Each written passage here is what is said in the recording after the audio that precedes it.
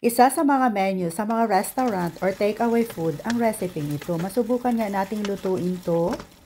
Dito sa ating wok, magpainit muna tayo ng konting olive oil at pagkatapos ay lalagay na natin itong ating chicken strips. Habang hinihintay nating maluto itong ating chicken strips, ay gagawa muna tayo ng teriyaki sauce. Paghalu-haluin lang natin itong ating mga sangkap like water, soy sauce, ginger, at saka garlic. And then, naglagay din tayo ng cornstarch para medyo lumapot yung ating sauce. And then, naglagay din tayo ng konting sesame oil. At saka honey. Pwede naman tayong gumamit ng brown sugar. So, paghalu-haluin lang po natin.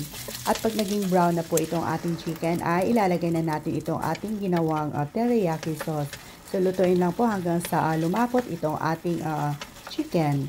At pag naluto na ng bahagya, ay pwede na natin patayin ang apoy. Sa paghahanda, dito sa ating bowl, maglagay tayo ng white rice or brown rice na ayon sa gusto nyo. At saka ilalagay na natin sa ibabaw itong ating nailutong teriyaki chicken. Then garnish with toasted sesame seeds, chopped spring onions, at saka steamed broccoli or any vegetables of your choice. So kahit ano po.